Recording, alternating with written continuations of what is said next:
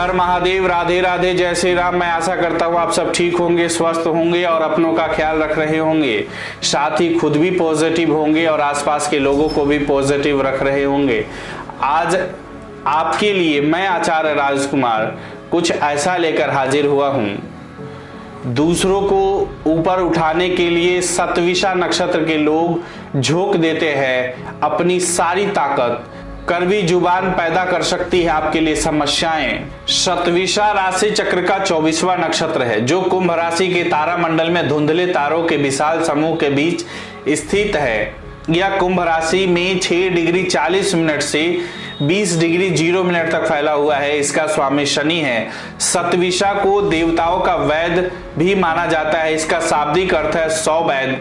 शतविषा का दूसरा अर्थ है 100 तारे। शतविषा का स्वामी राहु ग्रह जिसे छायादार ग्रह माना जाता है। यह कर्मों को भी सुधारता है। राहु राशि चक्र का सबसे अधिक रहस्यमय ग्रह है।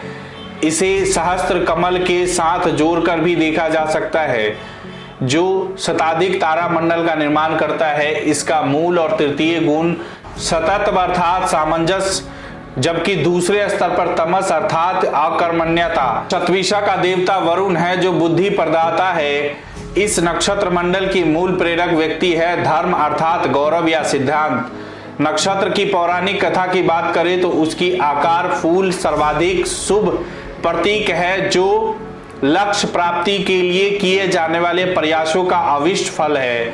इस अर्थ में शतविषा के पुष्पित होने का अर्थ है उस लक्ष्य की प्राप्ति जिसके कारण हम अस्तित्व में आए हैं, या उस सृष्टि का भी संकेत देता है जो पूरी तरह से खिली हुई है।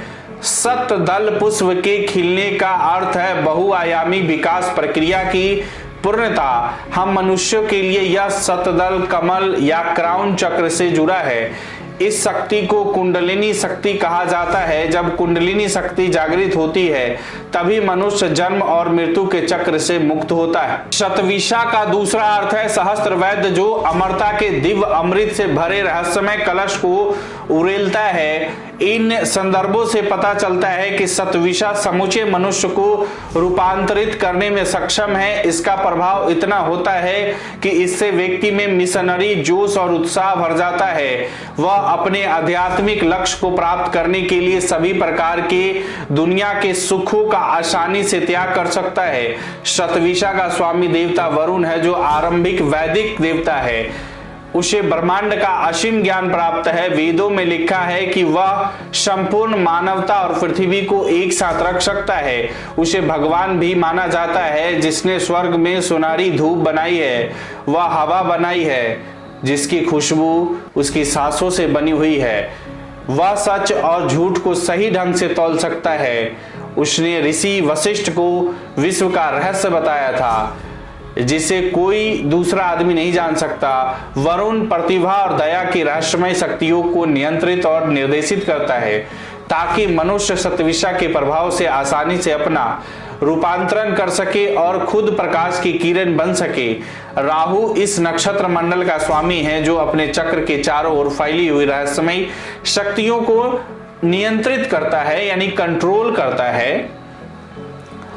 अगर इनकी गुण और प्रेरक शक्ति की बात करें तो शतविषा का प्राथमिक और तृतीय गुण है शतत्व, लेकिन द्वितीय स्तर पर तमस या अकर्मण्यता है। यदि हम किसी भी दृष्टि से शतविषा का विश्लेषण करें तो ऐसा एक चित्र मन में साफ दिखाई देता है कि शतविषा पूर्णता को दर्शाता है। सहस्त्रों तारों का प्रतिनिधित्व करने वाला सहस्त्रदल पुष्प यह संकेत देता है कि प्रकृति और मनुष्य दोनों में पूरी तरह खिलने की क्षमता है। प्रकृति के संदर्भ में यह प्रक्रिया अपने आप ही पूरी होती है क्योंकि यह मनुष्य के समान प्रदूषित नहीं है, जबकि मनुष्य अपनी विचार प्रक्रिया के कारण प्रदूषित हो गया है। प्रकृति की शुद्धता संसार में कहीं भी नहीं देखी जा सकती, लेकिन मनुष्य के संदर्भ में ऐसा कम ही होता है। ऐसा कम ही देखा गया है मनुष्य कभी पूरी तरह से खिला हो या ज्ञान से आलोकित हुआ हो। कुंडलिनी शक्ति बहुत कम ही जागृत होती है। कदाचित तमस गुण जो मध्य स्तर पर हावी रहता है इसकी जागृति में बहुत बड़ी बाधा है, परंतु यह नक्षत्र उस लोगों के लिए बहुत बड़ा अवसर प्रदान करता है जो तमस गुण की नेगेटिविटी को भेद कर आगे बढ़ना चाहता है। नक्षत्र मंडल की प्राथमिक प्रेरणा धर्म है। अगर कोई धर्म के रास्ते पर चलता है तो बुद्धि प्रदाता वरुण देवता मनुष्य की आत्मा को अंतरिक्ष के ऊंचे स्तर ले जा सकता है। अगर नक्षत्र के गुण और व्यक्तित्व और ताकत की बात करें तो सतविषा राहु शनि का समन्वय शुरुआती बाधाओं के बावजूद सामंजस्य स्थापित करता है। आपको ऐसी प्रतिभा की रहस्यमय शक्ति का वरदान प्राप्त है जो आपको रूपांतरित करने में सक्षम है। आपके व्यक्तित्व का मूल उद्देश्य है क्रांतिकारी प्रक्रिया से गुजरना और रहस्यमय ज्ञान प्राप्त करके आपको दूसरों को ऊपर उठाने के लिए अपनी सारी ताकत झोंक देते हैं। आप में जबरदस्त जोश है और आप तब तक चैन से नहीं बैठते जब तक कि आप अपना नजरिया दूसरों को समझा नहीं देते। अक्सर आप दुनिया के लिए भावी विचारों को लेकर जन्म लेते हैं। आप पुरानी जिंदगी के आधार पर नई जिंदगी के सृजन के लिए हमेशा प्रेरित रहते हैं और अपने आप को अपने ढंग का विचारक मानते हैं। आप बहुत व्यवहारिक होते हैं और पहले अपने कर्तव्य का पालन करते हैं और फिर व्यक्तिगत संतोष या आत्मगौरव के बारे में सोचते हैं। आप उस फूल की तरह होते हैं जिसकी खूबसूरती और सुगंध दूसरों के लिए होती है, ना कि अपने लिए।